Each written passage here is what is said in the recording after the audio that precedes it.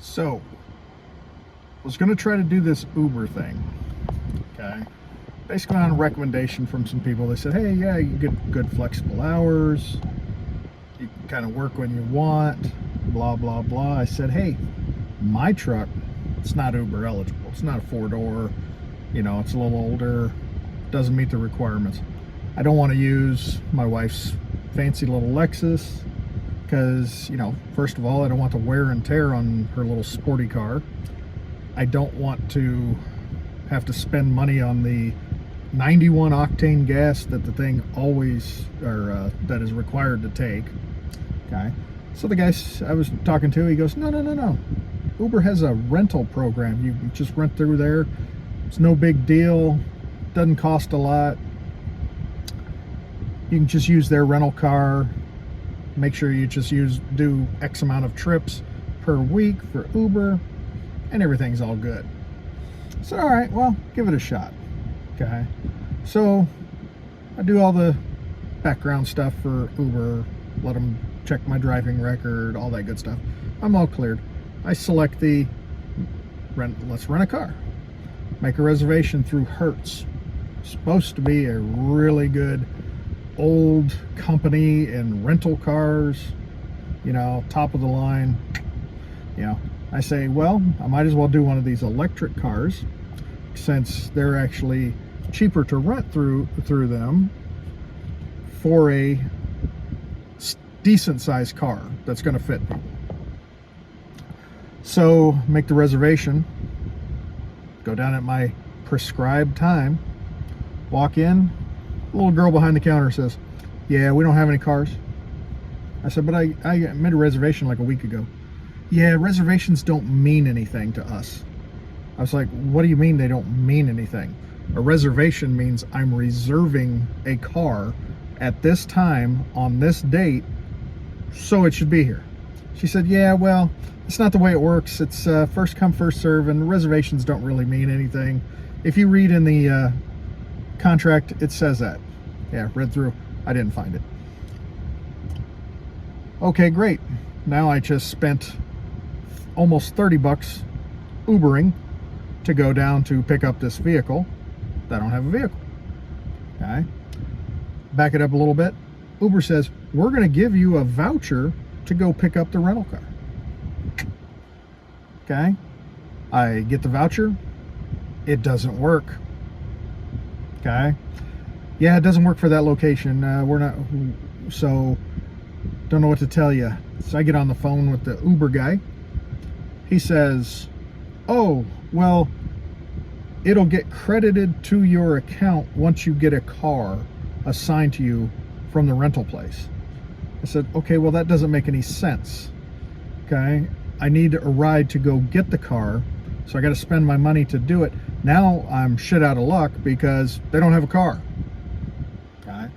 So the guy was a little bit gracious enough to at least credit my account for some money so that I could get home for free. Okay. Still no car. So I decided, well, what the heck, I'll take my wife's car out just for the weekend, and I'll just see how this thing goes. And it goes semi-okay, and I'm like learning the ropes so that I can get comfortable with their app and all that good stuff. Well, I make a reservation for another car. Okay. And before I go down, I try to call the actual rental place to make sure they have a car. Okay. Nobody answers the phones. You can't get in touch with anybody.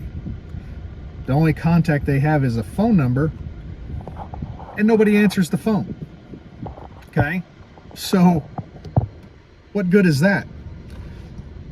Try customer service for the national line. Hey, nobody answers the phone. I need to find out if there's actually a car there before I waste my money and time to go down there. Oh, well, we can't help you. It'll show that you have a reservation, but when you get there, the car might not be there. Great. So I say, well, okay, I'll drive my truck down. That way, if I do get a car, I can leave the truck there. I can pick that up later, you know, have my wife drop me off and pick my truck up. So I get down there. Oh, we got a car, but it's not charged and it's not clean. Okay, how long is it going to take? Oh, we don't know. What do you mean you don't know? Oh, it'll take a minute. Okay, first of all, that's one of those key words that drives me insane that people use. I haven't seen you in a minute. It'll take a minute. Okay, give me a friggin' time. A minute doesn't make sense. Okay, so you're going to have this done in 60 seconds? No, we can't tell you how long it'll take. Can you give me a rough time frame? Oh, maybe a couple hours. All right, I'm done here. Okay, I'm not waiting around a couple hours in the hopes that maybe you people can do your job. Okay, so I say, okay, talk with the wife, give it one last chance. Okay, and I do this time, for miraculous reason, I actually get the car. Okay, so I get this electric car. It's one of these Polestars. Okay, we looked at them years ago when we were deciding if we wanted to get an electric car, and we were looking at the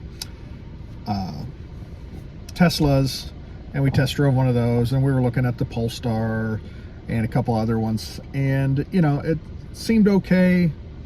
Polestar was one of those, the price seems really good until you want to add all the really cool stuff that you actually want in the vehicle, and then the price goes up significantly, and it you know, you start encroaching on like the Tesla money.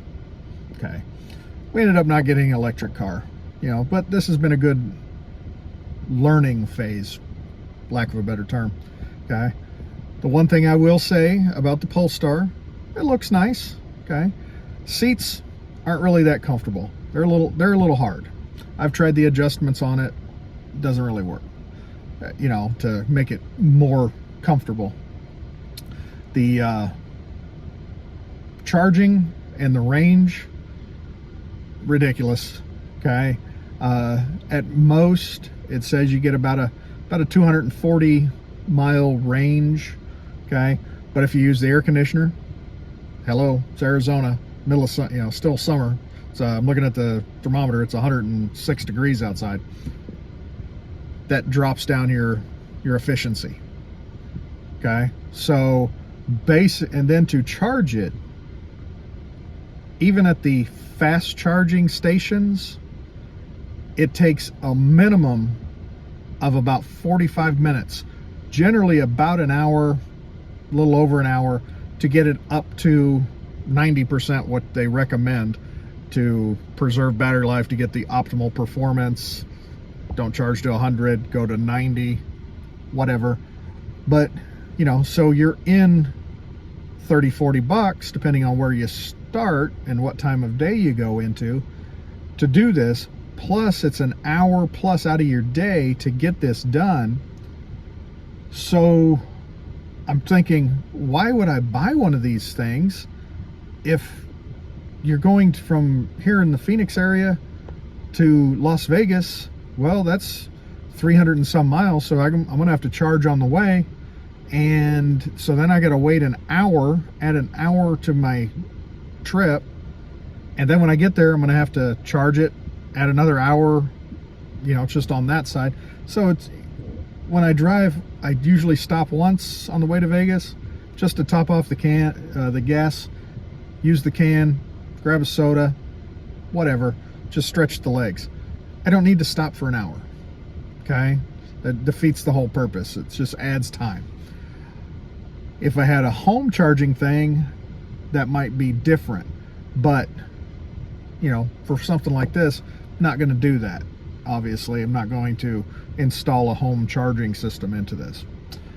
The rental fee, okay, turns out after you get all the taxes and everything for the car from Hertz, it's 300 bucks a week, a little bit more. Charging, okay, I have to charge every day, so figured it out. I'm at least 200 bucks into it on that, so it's 500 bucks. So if you do the Uber and you do the driving, now with tips, and I'll get to the tips here in a second, with the tips that I've gotten, working in the evenings, some afternoons, but mainly evenings, you know, and I've been pretty steady busy. You know, I have hit 430 bucks. Okay. So I'm not done with my week yet for the rental, because you have to rent it by the week, but I'm anticipating I'm probably going to come out just maybe 100 or 200 bucks ahead for the whole thing. Okay. That's working like 40 hours a week. Okay. So, and that's not even figuring in that you're an independent contractor, so there's no taxes taken out of your money that you get, that you earn. So at the end of the year, you got to pay the tax bill. Okay. So where is the profit? Okay. Obviously, if you're going to do Uber, you need to do it in your own car. Just basically have a car that you want to put the miles on, you want to put the wear and tear, you want to have people crowding into your seats, you know, all that kind of stuff, and keep the maintenance up on your by yourself, and get that done. Tips, like I told you before. Okay. Yeah, I've received some tips, had some generous people, but what strikes me is not everybody tips. Like when I Uber, I always tip the guy, unless he's just a total jerk, which I haven't had. Okay. If he's a total jerk and just weaving and just driving like a fool, obviously I wouldn't tip that. But everybody that I've ever taken an Uber from, yeah, rate them, give them their 5 stars. You know, if they're cordial, they don't have to be yakking my ear off. You know, just pleasant, and you know, shoot them a couple bucks. Okay. I am amazed that really, out of all the trips, maybe 1 in 5, 1 in 4 have actually tipped. Okay. Now, some of these people that I've picked up, you can tell that they're not the most well off. I get it. Okay. You know, I'm not saying you need to just squander your money. Okay. And I understand the person that's working, you know, at a minimum wage type job, doesn't have a vehicle, is using the Uber. Okay, I get it. But the other day I took a couple out home. Really nice neighborhood. Picked them up from a really nice restaurant. Cordial to them. You know, I didn't over talk to them. I just welcomed them, asked them how their evening was going. They talked with me, all this other good stuff. Okay, dropped them off, whatever, no tip. And I'm like, okay, that's kind of weird. You know, you would think that somebody that's well off is going to tip. And I know people are burnt out with the whole tipping thing, that, you know, no matter what you do, you know, when you go up and you order at Starbucks and they immediately throw the thing in, hey, do you want to tip me? Or you know, just for doing nothing really. You know, I've had them where I take the bottle of water up at a convenience store and I check myself out, and then there's this thing, do you want to add a tip? Or I order something and I'm going to pick it up and they're like, oh, do you want a tip? I'm like, no, not really. I mean, you didn't really do anything. You know, do you want to tip me? Because, you know, I actually did the checkout stuff on it.